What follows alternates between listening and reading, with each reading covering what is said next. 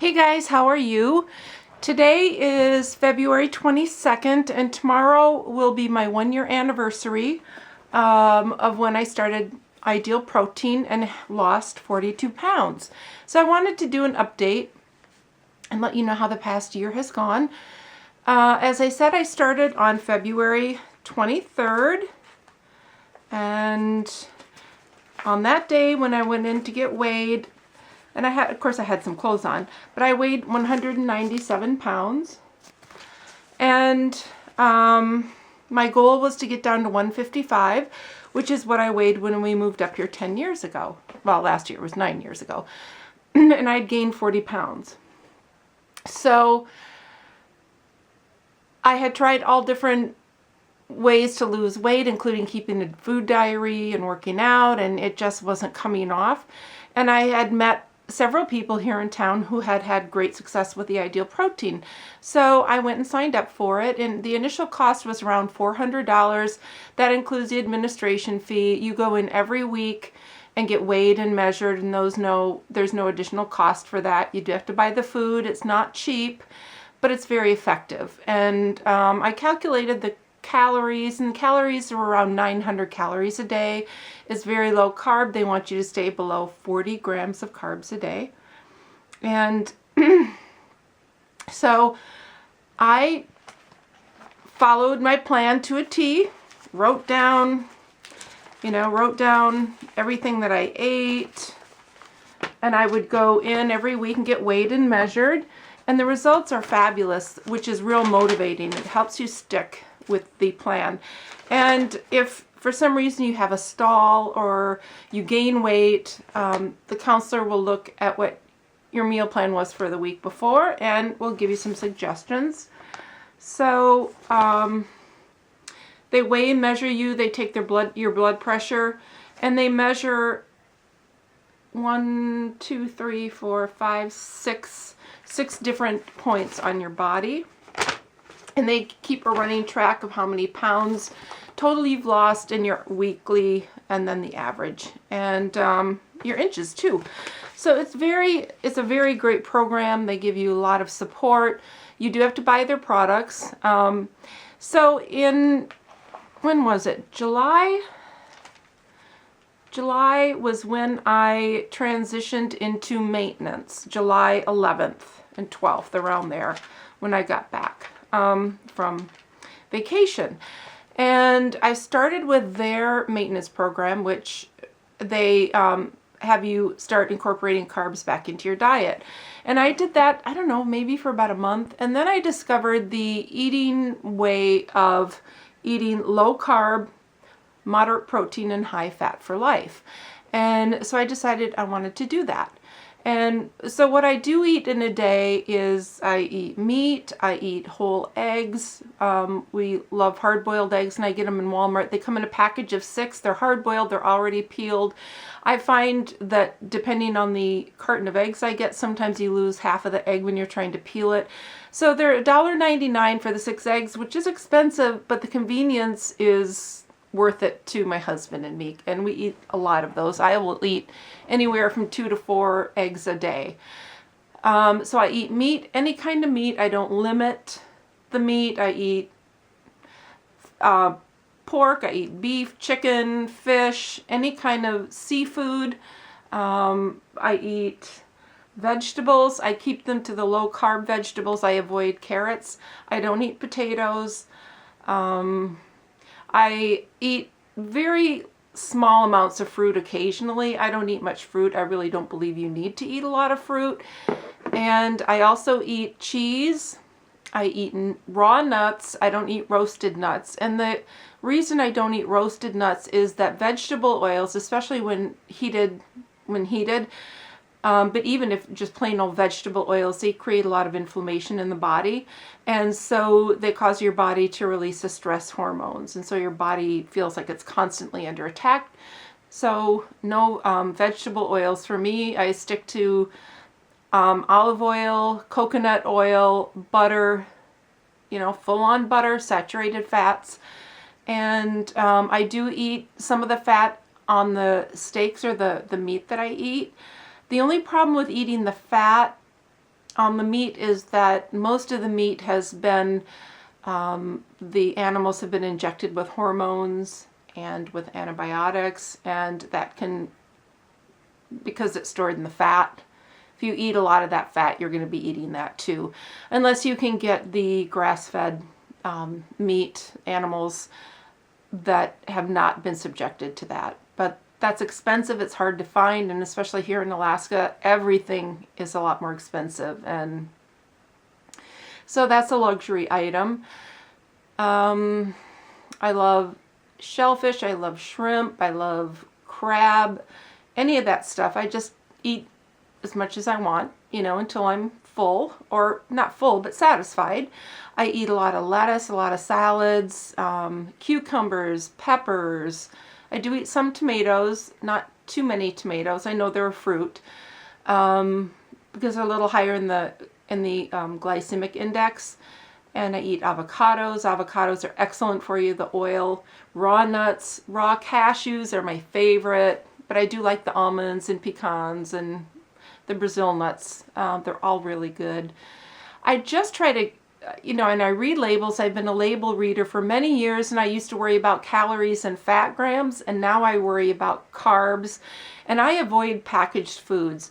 The packaged foods that I do use are the EAS shakes, the protein shakes, and I use those as the creamer in my coffee. And I know they have artificial sweeteners, and I know they have soy protein, but I think that the benefit outweighs the risks of those things. So if you like the EAS shakes, that's an idea. Put it in your coffee. That's my breakfast. And sometimes if I'm hungry when I get up, I'll have the EAS shake in my coffee, and I'll use one, maybe two a day, depending on how much coffee I drink. And then if I'm hungry, I'll have a couple of hard-boiled eggs. Otherwise, hard-boiled eggs might be my lunch. Tuna fish, that's easy. Like I said, I eat a lot of salads. On the ideal protein, your unlimited vegetables are lettuce, cucumbers, celery, and pickles, and you can have as much of those as you want. So I ate a lot of those during the program, and I continue to do so. So it's eating real whole food. Now, the foods I do not eat, I really limit my sugar. I mean, I will have a little from time to time, but my sugar intake has gone way down. I don't eat any grains of any kind. I don't think that they're good for you. The exception is when we go to the movies once every few months, I will have popcorn. And of course, that's got the bad oil on it too. As far as, fats, definitely stay away from, well, I already covered that. But butter, coconut oil, olive oil, excellent sources of fat, and fat you can cook with too. So you can always use those low-calorie sprays, because if you do enough of the spray, you're going to have some calories and some fat grams. I mean, let's face it. So back to what I don't eat. I don't eat peanuts. Peanuts are not nuts, they're legumes, and I don't eat legumes such as peas, beans, because they have a similar effect on the body that grains do. So no grains, no legumes. I avoid sugar. I don't eat potatoes or sweet potatoes, or if I do, it's very rare.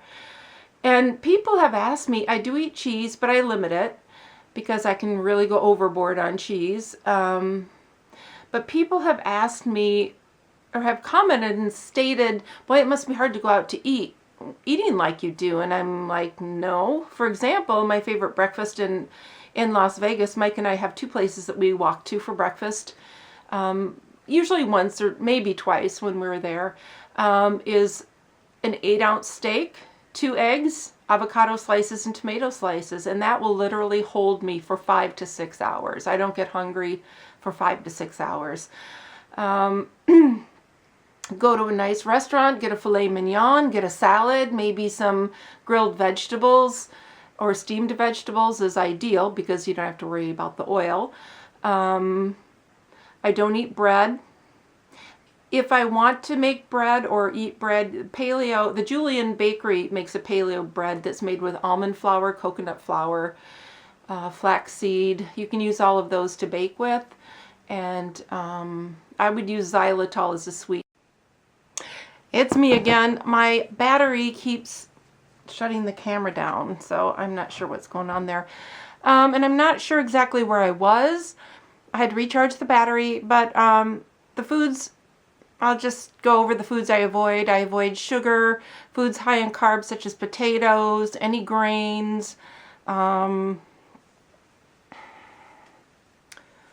Yeah, that's pretty much it. Fruit, I don't eat very much of that, although it's not on my don't eat list. But I do need to get off of the artificial sweeteners at least a little more. Drink more water. If I get hungry, oh, two more things that I eat that are processed. I do like the Carb Master yogurt made by Kroger. Here it's the Fred Meyer store. And those are low in carbs because they use whey protein and less milk. Milk is high in carbs, so I don't drink milk. I'm not sure if I covered this before. Sometimes I will use half and half in my coffee, and that is half cream and half milk, and it has fewer carbs because it has cream. Cream I find is a little too heavy for me, so I do like the half and half. And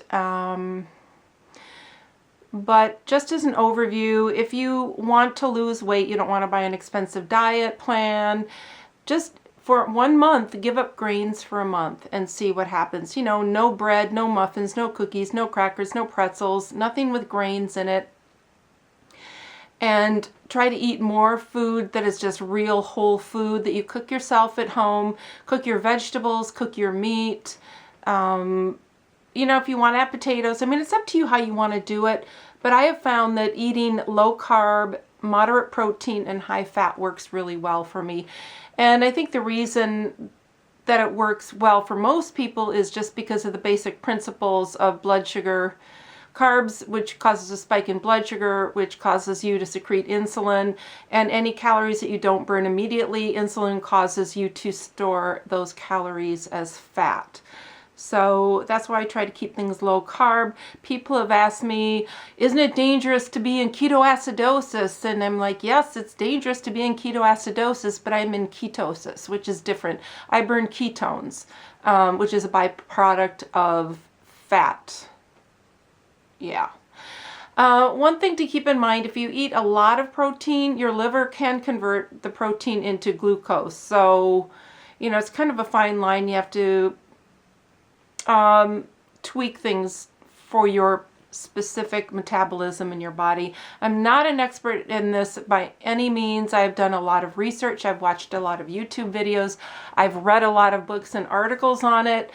So I feel that I'm knowledgeable as far as what I want to do and what works for me. Now, you may find that what works for me doesn't work for you, and that you find out by trial and error. But I'm just thrilled with the fact that I lost the 42 pounds, and now it's like, today it's like 32 pounds. But if I can keep it, you know, hopefully in the spring and the summer, I'll get back to the 155 to 160 range. I can still fit into all my clothes. A couple of my pairs of jeans are a little snug around the waist. I can still wear them, but because of my kidney issue, I find them too uncomfortable. So I'm going to wait until I drop that extra 5 to 10 pounds. And Ideal Protein worked very well for me. I didn't struggle at all. The results were so fabulous and so quick that it kept me motivated. And oh, the other food, oh man, I should just write detailed notes for myself. But the other food that processed food that I do like, it's called Arctic Zero, and again, I get that at Fred Meyer, which is a Kroger store, and it is low in carbs and low in calories. Again, it uses artificial sweeteners and it uses whey protein, but that I find is a real nice treat. And the whole pint is only 150 calories, but a whole pint has 24 grams of carbs. So you know, if I eat a quarter of it or a half of it at 6 grams or 12 grams, which is still pretty substantial because I try to keep mine at under 30 to 40 grams of carbs a day. And yeah, so like I say, if you have any questions, leave them below. I'm not sure where this video cut off, and I think I need to get a replacement battery. I have a Canon Power Shot. It's the ELF, what is it, 300? I'm trying to read it.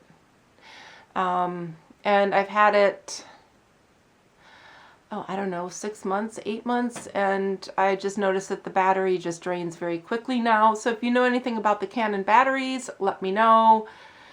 And, you know, really keep track of what you're eating and be honest. Don't forget to write stuff down. Keep track of your weight. For me, I weigh myself every day. That way, if I start heading up, I catch it right away and I can modify it. But again, just eat whole, real food. Cut back on the grains and the sugar, and you should see some results. So, supplements, I take hair, skin, and nails vitamins. I take that morning and night. I take extra vitamin D3 because we get absolutely no produced here during the winter time. And I take vitamin D3. I take krill oil, fish oil, and I think that's it. Sometimes I'll throw in a B complex. And I take the hair, skin, nails vitamin in the morning and at night. And I also take my D-mannose, which is to help prevent urinary tract infections. I started that about a month ago. And I take that every morning, and I try to remember to take it at night too. So far it seems to be working, but the jury's still out. It hasn't been nearly enough time to say one way or the other if it seems to be cutting down on my kidney infections. So I hope I covered everything I wanted to, but all right. Well, thanks so much for watching my rambling, you guys, and the cutoff in the middle of my video. That's so annoying. And yeah, welcome to all of my new subscribers, and thank you to all of my subscribers who've been with me now for a while. I really appreciate your friendship. So, all right. Thanks, guys. I hope you have a wonderful weekend, and I will just talk to you soon. Bye.